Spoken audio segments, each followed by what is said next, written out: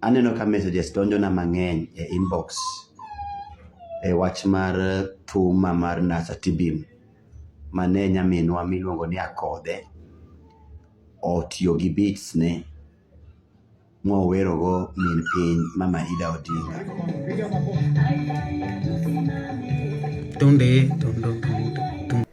Nitie joangla mang'eny are not talented, gin kech gi tama margi motero gi e thum. To kata kiwinjo gik ma giwero onge. Ng'ato kaka Onyi Jalamo. Onyi Jalamo make jok mane kech gi tama otero e thum. Nogolo thum achiel miluongo ni Nasa Tibim, momoke wiye nyaka kawuono. Mochwe oluongore ni Onyi Tibim. Thum cha nopore ne uwero Raila to dirono bende dire siasa thum odhi oit. From there to up to now, nyisa uru thum Onyi achiel moseit. Make joma kane ni e band ng'ato to giwuok nikech tama. To kar nyambo ne ogola ne thum manyien moseit. Ogol. To kokamano torito 2027 ochako bambanyo gol moro kanyo ne jo siasa mondo dhir go ngima kodhi iye. Koro maka gin gik miluongo ni tama gi kech. Yes, en nyakore moge machiegni kendo iluongo ni LTN Luo Trending Nation. En kinde malach bang' kapok wanenore, to kata kamano pod wan kachono endo. Weche matuji sani ni endi kaka ung'e pile ma iluongo ni LTN Luo Trending Nation. Kaka pile wakelonu gini kaka en, kendo wa ensure ne ng'ata otimne machal kendo marom. Mana bang' kinde machuok kende Atomi yuagore kachacha ne okwal thome to gi upcoming artist moko mabuora. Onyi Jalamo be kendo koro ne yuak achiel no endo kowacho kanyo no endo ne Akothee okawo thome. Ung'e maber kabisa thum Onyi Tibim mane o trend kabisa, mane omako piny kabisa, niluongo ne Raila Tibim, Nasa. Joma ng'eny notiyo kode kabisa, manolandore nodhi nyaka piny Okuyu. Ne en thum mogo nyaka abroad. Nasa Kenya duto ramo, Raila kao telo. Kenya duto ramo, Raila kao telo. Nasa Tibim. So en gi beat, famous beat. Ting tunde tunde. Yeah. Koro Onyi Jalamo wacho kacha ne Akothee, Madam Boss, koro okawo thome. Maendi en wach ma osekelo tungni kod ngikni e mbui kachacha endo, ka jomoko kaka pile support Onyi ka wacho ni gima Akothee otimo norach kabisa. Jomoko be wacho kacha ni en mono kwedo Atomi e wach ne manowacho. Nokwedo Atomi ka Atomi yuago thumbe mono ok lemno dongo kao. Ang'o miyo sani emene owuok oko ni okwal thome? Kapok wadhi mbele, adwa ni kuongi winji kaka ne Onyi wuoyo. Konyi osewuoyo kore kwachak wachambwago achiel kachiel. Nyakore mogi kama endi e kaka ne Onyi Jalamo, Onyi Tibim wuoyo. Kapok wakele, adwa ni bed gi ng'eyo maber kabisa ni pod wa vote ne LTN Luo Trending Nation. Koro ka in kanyo endo to pok vote, please, this is the right time to do it. Just vote, nikech we are making it big. We want to take Luo Nation to the next level. For those people that have voted, we are so grateful, and we continue appreciating what you've done. Those people that have not subscribed to this channel, please, you also do the same. Those who have not voted for us, you just use this code here, yeah, and vote LTN. If you're abroad and maybe those who cannot do it offline, you can just visit Marwa website, www.marwaeventslimited.co. We wawinj kaka nonyi Jalamo wuoyo. Ne jokanyanam duto amosou ni misawa uru, uimre uru. Mae en an engineer Onyi Jalamo kata kihero Onyi TB. Aneno ka messages donjona mang'eny e inbox e wach mar thuma mar NASA TB mane nyaminwa miluongo ni Akothee otiyo gi beats ne mowerogo min piny Mama Ida Odinga. It is fine. Ing'en gima ber ji mang'eny gombo. To kitimo gima ber, ji mang'eny biro gombo gimitimo maber no, kendo ginyalo gombo mondo gin gibe gitim kaka in be nitime. Koro ok apar karach ahinya ka Akothee otiyo gi thumno, mak mana ni kosa manitie en ni otiyo kode ma ok approach mano kende richo, maneno ni chalo kama en achaye moro matin. But being ni koro en girwa kaka jokanyanam, an awuon ajaluo, Akothee be jaluo, ng'ama ower be nyaluo. Koro ok wanyal gore, ok wanyal dhaw, lakini wapuonjre ura puonja. Nyamera Akothee, producer mane okawi morwaki e studio mor irekod thumno, thum miwerogo min piny, owuondi. Kech natemo wuoyo gi some few people, awinjo ni owuondi en mano sample bit no, an ema naloso thumno awuon. Thum mar NASA TB ok ne ng'ato losona, an awuon ema nagoyo thumno e studio, Barikiwa studio, kinde mane pod atiyo ka wuod Phoebe. Koro kanyal kia gima an awuon ema naloso. So beats no en beat na, it is just nakawe kanadhi perform kode kinde campaign, nagolo vocals to nadhi tiyo kode kinde campaign yo Siaya. To DJ manamiyo instrumental kara ne ok ogole e computer, ne en kode. Aparo en emolik ma ero chako share kodi, in kore riwero kode min piny. Onge wach, lakini waherre uru, to ka nitie gimineno ni ng'ato nigo maber ni, to wek tiyo gi teko mar kawo moki console. At least wawuoya gi ng'ato nikech wajoka ng'ato wanyal chwanyore. Koro ine mine, aongo wach, jogo ma orona messages mang'eny be ok adwar, but osebedo kamano, osewer kode, onge gima nyalo timo. Okan wanegre nikech Akothee okawo beat na mar NASA TV. It's fine, but achaye ma wawe, waluorre uru, ng'ato ka ng'ato omi luor gi gima otimo. Aonge wach mang'eny, lit to litna ka Akothee nyarwa maduong' waluoro ni nyalo choma beat na mar NASA TB direct, ikawo beat tiwere, kata at least ng'ato ne dogoyo ni madwa chalo gi man, lakini iwero ikawo akawa the word macha wuon exactly. Achaye of the highest order, but all in all, aonge wach. Lweny ok en mara, an lwenje na te aweyo nga mana Nyasaye ema loyona.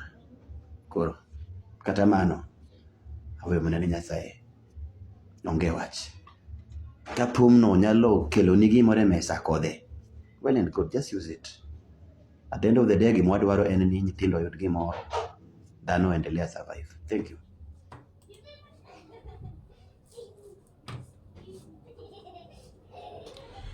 Nyakwara mawe kaka winjo no endo, mano Onyi Jalamo no oywaka chendo, but kaluwore kaka owuoyo mos, kendo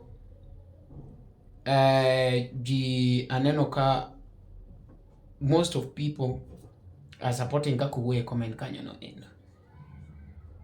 To Onyi Jalamo be on the other side, ji chak wacho ni werno nok mare, like nen wer mar Saida Caroly. Ji wacho ni beat mono Onyi Jalamo ogoyo godo NASA nok en beat mare, nen beat mar Saida Caroly. Kane wane ka negine e live mar Auka kachacha endo, nodhi ogol nodhi okel beats mar Saida Caroly ma bende ne ogo kachacha endo. Apa ni wadwa manye, anyalo manye e wang' buk mara ka endi mondo akelnigo mapiyo piyo. Saida Caroly. Yes, koro kibiro ka endi, en wer mar Saida Caroly, ondike kacha ni Flava. Tanzania, Swahili, Bongo Flava, Caroly, Nyali mto. Nyali ang'oa, Nyali mto, wakete ne kanyendo. Nyali mto. Koro kiwinje, duonde nya chalo gi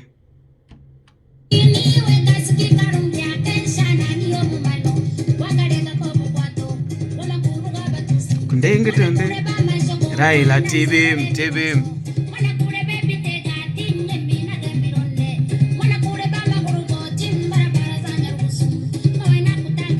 koro iwacho ni bidno endo ting ding dung ding dung ding dung ding dung ding Raila tibim Raila tibim. Koro we waket mano kasto waket gi mar Onyi.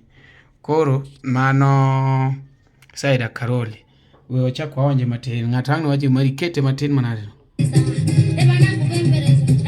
We wagol video no endo. We wakete matin for copyright issues. Dungutu nge issues. We wameny mana LTN wano. Ting tunde. Tundel dundung ding dunding dundel dundung ding dunding.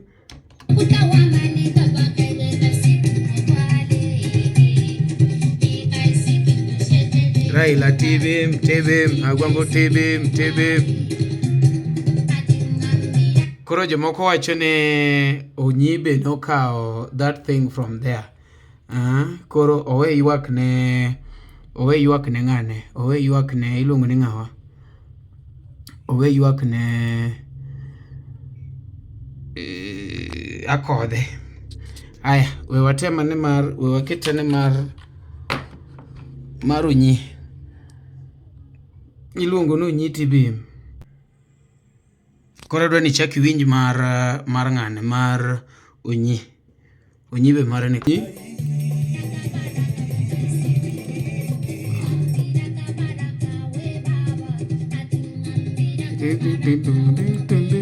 Mano mar Saida Caroly. Mar Onyi. Mar Onyi.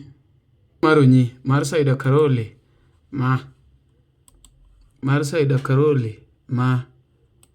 Play Saida wadhe.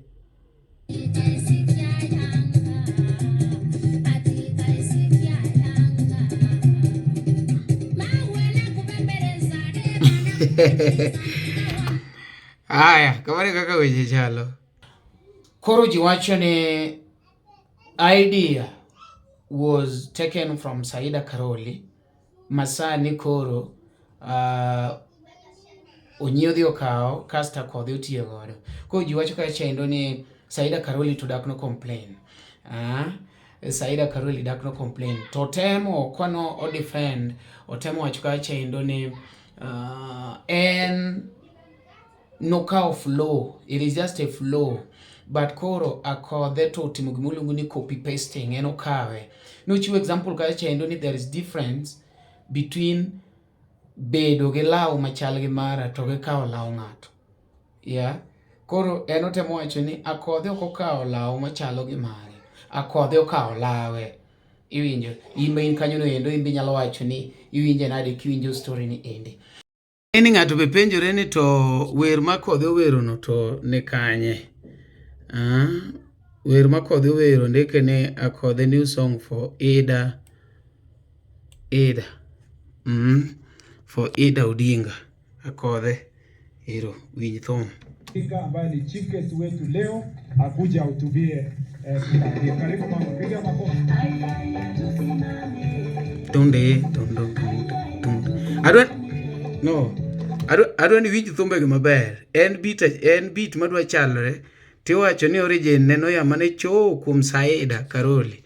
Waket gini maduong' sama Akothee pod wer. donguru malo samiwero min piny.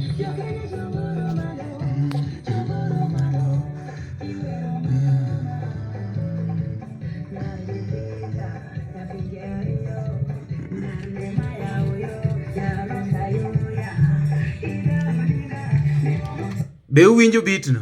Ting tonde ton don don ding tonde. We are post mano aya winj mar Onyi TV. Winj mar Onyi TV. Mar Onyi. Onyi wadhi mbele. Onyi go thum ya.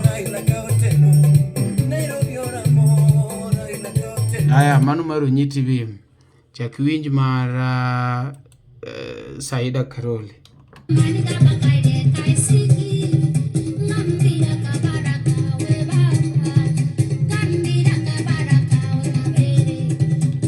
Onyi ine ma indiere igo.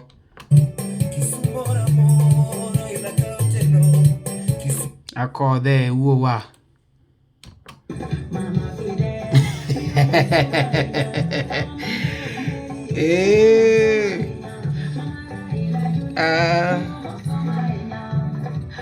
Wan kaka jo LTN wachni waduogonu.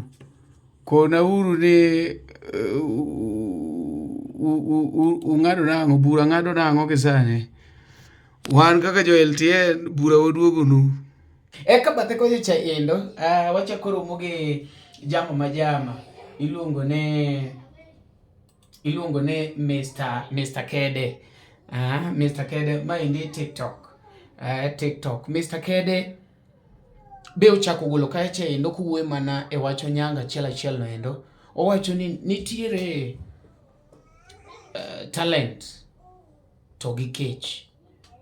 Wacho ni nitie jok mang'eny madonje talent, madonjo. Yes, Mr. Kede wacho ka chendo ne nitiere talent to gi kech. Uchiwo example ka chendo ne nitie jok moko maneno ka band leader loso pesa kasto gimbe gi decide ni onego bed ni giyawo kar gimoro mondo mi gimbe giyud pesa. Manyiso ni chutho talent okotero gi kanyo en kech. We okungo keti winyi kaka ne Mr. Kede wuoyo. Iluongo ni Mr. Kede, inyalo manye TikTok kanyo no endo. Oluongore kae chendo ni the president of the truth. The president of the truth, Mr. Kede. Mr. Kede kanyo no endo. We okungo winjane kaka ento no wacho. Wololo, wang'ni to wololo. Sawa. Wan gi gik moko adek. Gik moko adek manyalo keti timo gimoro. Ginyalo keti timo gi yo makare kata yo ma ok ochomo yo.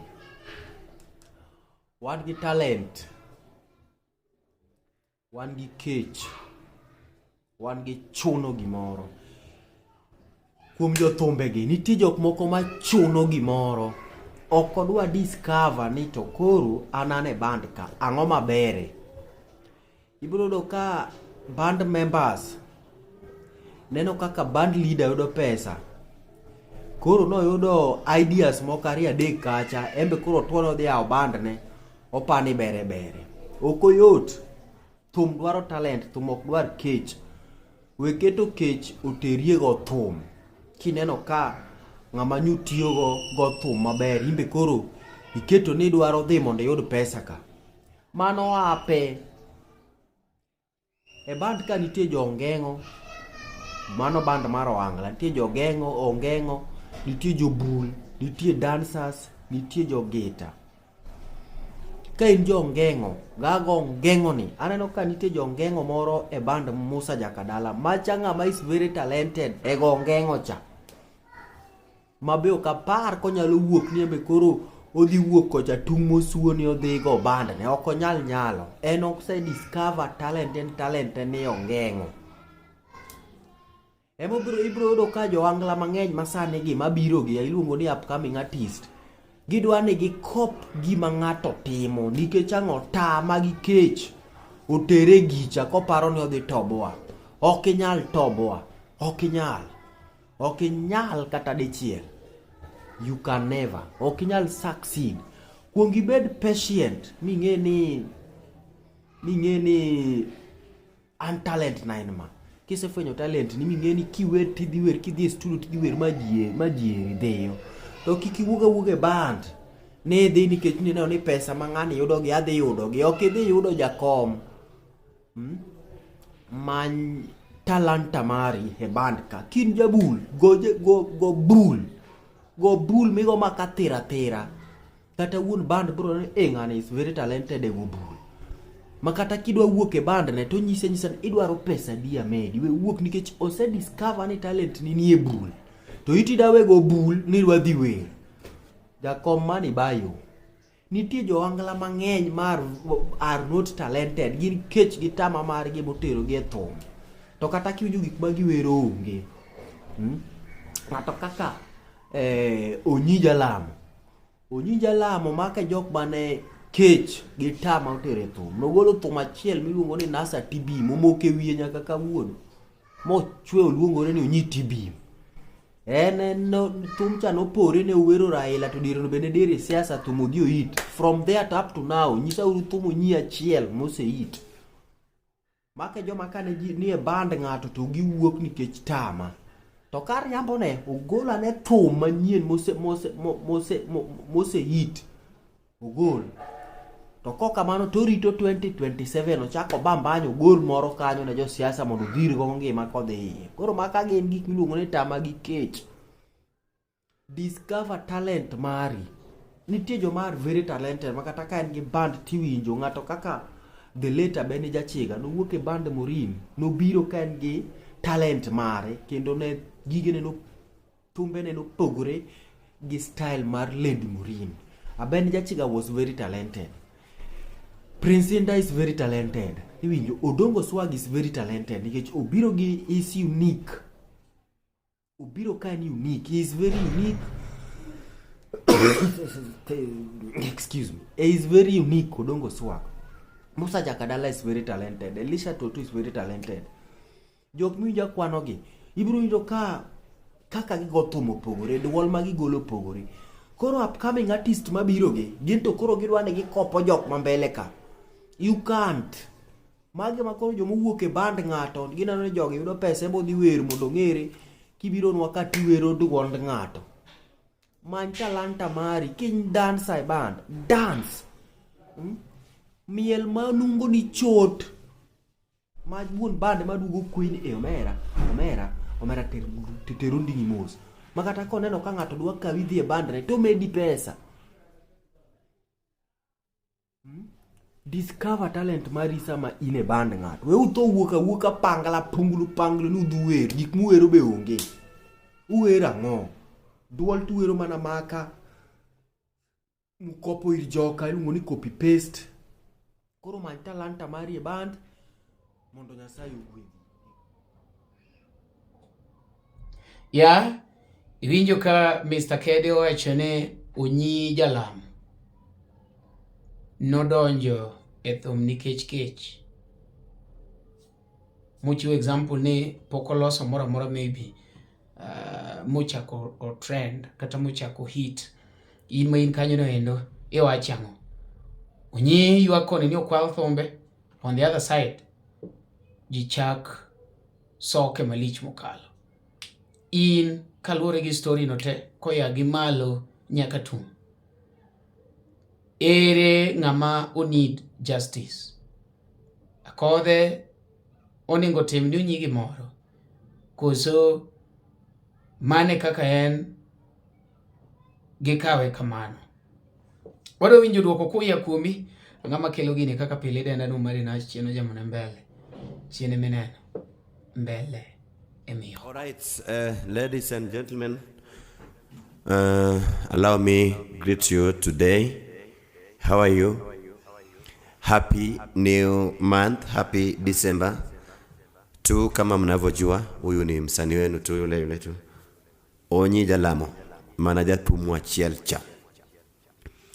Ung'eyo ni mae dwe ma waluonge ni dwe mar 12 mabe en dwe moting'o Christmas. en dwe mabe wabedo gi New Year celebration madhano rukago kuvuka mwaka. To dwe ni be ema be atimo ga nyaka birthday mara kech mae dwe manonyuola. Deto kanyalo wacho nikech dipo kuro moko da ndara ma uolo pi kuoma ok ahero pi ahinya. Koro adwa ni monda clarify gimoro kama tin ma osebedo ka dhi nyime e social media to jomoko samoro ko ng'eyo. One, industry mar thum wan gi gimiluongo ni cloud chasing. Kama samoro jathum nyalo timo gimoro me ipar ni maybe jathum ni serious to maybe they are not. Koro adona one Martin about osiepa Tommy Sifa ma ose dhi ahinya e social media ka uneno ka wagwere wayuare up and down ABCD. Adon munda konu kawuono ni it is not serious. Atomie no sepa kabisa. Kendo nitie gik ma wapango kode mang'eny maruo bende watimo mag dongruok e industry mar thum. Gisani wapango kolabo moro odana tim ga Tommy Sifa. Koro gik mineno mane watimo kamaga gin mag kelo fans together. Dhon jomoko to samoro dwa kawo gi ahinya matek ma ok en kamano. Koro wan osiepe to wan kaka jothum ok wanyal dhaw. Wan gi body marwa ma governor kendo protect wani in case of anything kan tiere gimora mora maril lweny maril to nitiere kama wanyalo handle. Koro marwa ma social media ni to machat na kukimbiza upepo. Ingeni makop jo piny betek nikech fans betindo hero mana negativities. Gik ma ok kare ma dhano winja ahinya to gik ma be machalo scandals go ma koro be ji ohero. Koro that is where nyaka wabe watim gatima mondo endelea maintain the pace. Koro gosiepe wa machalo kaka akina kimbi be ang'en ng'amo ng'eyo gigi. Koro kikwa nini ahinya ok en lweny madieri jothurwa. Gini en mana gima ne wakuk ne waloso thum ga Tommy Sifa. To thum no dhi work very soon wadhi gole. Title ok wanyalo chiwo sani amenjo ni ji obiro marach sani. Koro en kamano. And arwako ube tarik 9 this Saturday nitakuwa Kitengela Gravity Lounge. Kanyo kama wadhi chwake ngolo. Alafu anigivuka mwaka mapoka confirm venue but this time round okawok woko ma Nairobi. Abevuka mwaka Nairobi ka. Koro I will inform you about the venue and the date. Kata wadhi mana kete kanye to kwa dhi keto entry. Wadan wavuka mwaka gi fans wa gi osiepe waduto mantiere TikTok. So kwa bi keto entry wadwan mondo wavuka mwaka free. Another thing about unga. Dhano jomoko penjo rento mogo ni bende en mogo maril. Osiepa mogo ni en mogo maril. Usilale nja kikinind kech kapod wangima. Koro mogo mineno kwa poge TikTok no en mogo maril. En mogo mantiere. Makmana ni dewa her ni ochop ni ngama nigi dwaro no. The best way I can put it ni yani jogo mokoso. The needy. Jogo mokoso ema wadwaro mondo oyud mogo ni. King'eyo maber ni Nyasaye ogwedhi dibede gi mogo to kiki kaw mogo ni. Waweya mondo joman are needy oyude. Koro endeleeni kuni support. Adwoko nwero kamano. Thumbe manyien ero wadhi ka watieko wadonge thumba dek. Chiel mar johera. Chiel iluongo ni upugno gi malo. Lafa another one en makoro marwa gi Tommy Sifa no. En kamano. I'm wishing you well. Ang'en nitie joma dwa travel kawuok maybe towns kadhi e gwenge dala. Kindly take good care of your family, take good care of yourself.